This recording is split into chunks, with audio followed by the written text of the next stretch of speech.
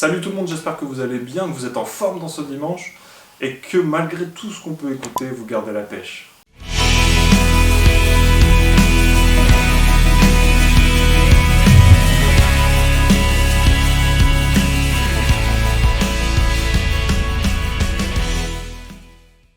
Aujourd'hui, je partageais un secret qui a été trop longtemps gardé, mais que Bob Burg, un des co-auteurs de l'effet philanthropique, m'a autorisé à divulguer gentiment et à le partager en France.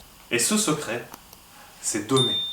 Alors vous allez me dire, oui, donner, qu'est-ce qu'il veut me dire, qu'est-ce qu'il raconte Ouais, ça peut être déstabilisant, je comprends. Je peux comprendre.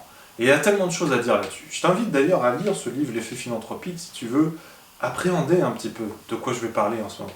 J'ai pu faire un constat qui est le suivant, c'est-à-dire que en temps de crise, il y a une espèce de schéma de pensée qui fait croire aux gens que pour continuer à commercialiser des choses et à être performants dans leur affaire, leur association, leur entreprise, même leur travail, il va falloir faire preuve de pugnacité, de hargne, de colère, de rage, pour continuer à aller de l'avant, quitte même à bousculer un petit peu les gens. Je suis d'accord avec une chose, c'est qu'il faut continuer à avoir une attitude positive, quel que soit le moment, quel que soit l'environnement, quel que soit le cours de la bourse, quel que soit le marché, quel que soit l'environnement économique, il faut continuer à avoir la même attitude. Alors maintenant, qu'est-ce que j'entends par donner ? Donner, qu'est-ce que ça veut dire ? On n'est pas forcément obligé de donner quelque chose de financièrement intéressant, d'accord ? Ou qui va nous coûter quelque chose en argent. Par contre, peut-être que vous l'avez remarqué, quand on offre quelque chose qui a plus de valeur que ce qu'on demande financièrement, c'est souvent là que la transaction s'effectue. Donc donner, qu'est-ce qu'on va donner ? On peut commencer par donner de l'excellence. Vous êtes tous excellents. Ce que vous proposez, je le redis, que ce soit un produit, un service, votre temps ou à travers votre travail, ou même vos actions dans une association, vous êtes tous excellents. Et cette excellence, elle doit toujours être au top niveau. Quand on a décidé d'offrir un service d'un certain niveau, il faut faire preuve, et c'est la deuxième chose qu'on peut donner, c'est de la constance. Constamment. Si on offre de la constance aux gens, à travers l'excellent produit, service, etc., qu'on a mis en place, c'est là qu'on commence à apporter de la valeur. C'est-à-dire qu'on se met nous-mêmes en avant, et ça, encore une fois, c'est pas quelque chose de financier, ce qui nous coûte, d'accord, de l'argent. On se met nous-mêmes en avant à travers nos capacités à offrir quelque chose de qualité. Ensuite, la troisième chose qu'on peut offrir aux gens, c'est tout simplement de l'attention. Et oui, parce que ça reste des êtres humains. Et c'est tellement triste, personnellement, je ne sais pas si vous avez eu le cas aussi, mais quand on cherche une base de CRM, on voit des bases CRM qui sont toutes faites avec le même schéma, c'est-à-dire en contact, en rendez-vous, en cours de négociation, et il n'y a pas de part humaine là-dedans. Il n'y a aucune notion de l'humain. Ce qui est un peu dommage, je trouve. Je ne sais pas ce que tu en penses, si tu as du même avis ou d'un avis différent. C'est aussi intéressant de discuter avec quelqu'un qui n'a pas le même avis. Mets-le dans les commentaires, tout simplement. D'accord, on en discutera, on échangera, on verra le pour, le contre de chacune des solutions.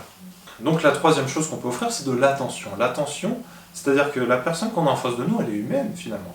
C'est un être humain qui a eu sa dure journée, qui a eu des problèmes avec ses enfants, qui est peut-être fâché avec sa femme, qui a eu un conflit au bureau, qui ne s'est pas entendu avec ses associés. C'est un être humain qui mérite notre attention. Et cette attention aussi, elle peut s'appuyer aussi sur tout simplement son besoin. L'écouter avec attention, c'est aussi apprendre à le connaître. Faire attention à lui. Est-ce qu'il est marié ? Est-ce qu'il a des hobbies ? Est-ce qu'il a une motivation extérieure à son domaine d'activité actuel ? Voilà, c'est simplement faire attention, faire preuve d'attention. Et ce qu'on peut rajouter derrière ça, et ça sera le quatrième point qu'on peut donner aux gens, c'est de l'empathie. De l'empathie, c'est simplement se mettre à la place des autres. Si vous avez eu l'occasion de lire le livre de Dale Carnegie qui s'appelle « Comment se faire des amis », je vais mettre une image par là, voilà, hein, d'accord. Comment se faire des amis ? Dedans, il dit un truc intéressant qui est, si jamais on avait été élevé éduqués, formés, qu'on avait eu les mêmes amis, les mêmes interactions, les mêmes hobbies, que la personne qui est en face de nous, il y a forte chance qu'on réagisse exactement de la même manière. Donc on peut faire preuve d'empathie assez aisément quand on a compris ça. Et la 5e chose qu'on pourrait donner, par exemple, c'est de l'appréciation. L'appréciation, c'est-à-dire apprécier l'expérience, les valeurs, le message, les ambitions, apprécier la personne qu'on a en face de nous. Savoir profondément qui elle est. Donc continuons à être excellents, à être constants dans cette excellence. Faisons preuve d'attention et d'empathie.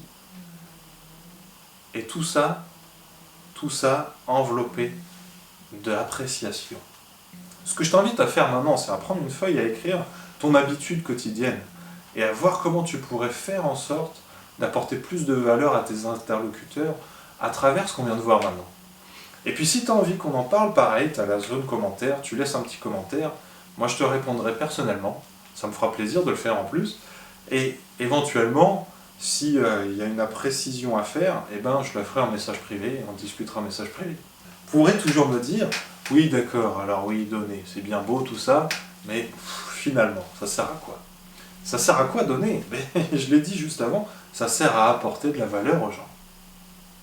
Ça sert à apporter de la valeur aux gens. Quand on apporte de la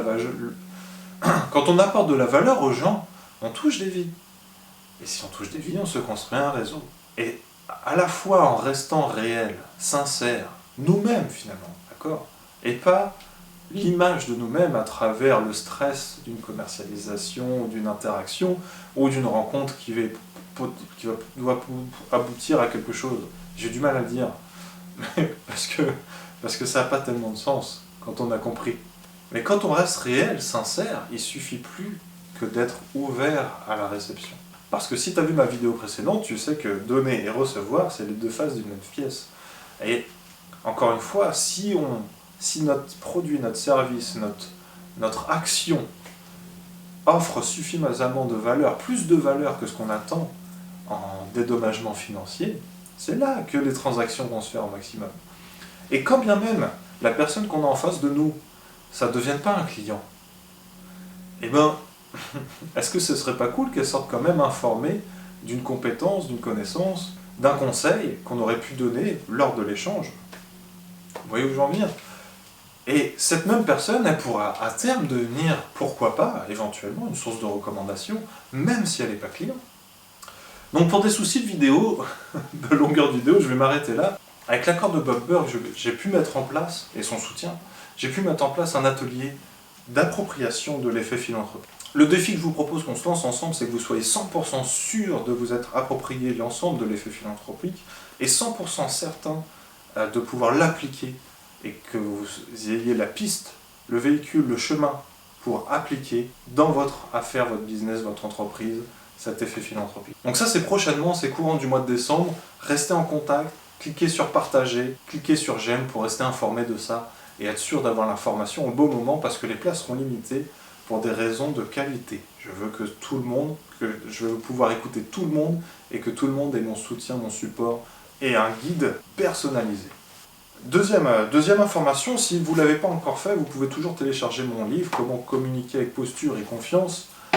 Et dedans, il y a plein d'informations intéressantes sur comment communiquer avec posture et confiance. Extraordinaire. D'accord? Mais surtout, vous aurez un guide pas à pas, des exercices à faire pour pouvoir peut-être améliorer votre gestion d'équipe, votre gestion des gens, et puis éventuellement comment se sortir d'une situation verbale houleuse, et plein d'autres choses encore évidemment. Bien sûr, il y a la session diagnostic qui est toujours offerte. Vous cliquez sur le lien qui est sous la vidéo, ou sur la vidéo, où vous voulez, vous cliquez sur le lien, ça vous amène sur un planning, vous choisissez le créneau qui vous convient, vous m'aurez directement moi au téléphone, on passe un moment, 1 heure et demie ensemble, et on analyse votre projet. Est-ce qu'il y a des choses à apprendre? Est-ce qu'il y a des choses à revoir? Est-ce que peut-être des choses à ajuster? Et je vous orienterai vers une formation, quelqu'un capable de vous aider. Est-ce que ça sera moi forcément? Peut-être pas. C'est pas grave. L'idée c'est qu'on puisse s'entraider, pas vrai? Vous êtes capable de grandes choses, et ce que je vous propose c'est qu'on les fasse ensemble. Alors continuez à viser plus haut, et je vous dis à très bientôt.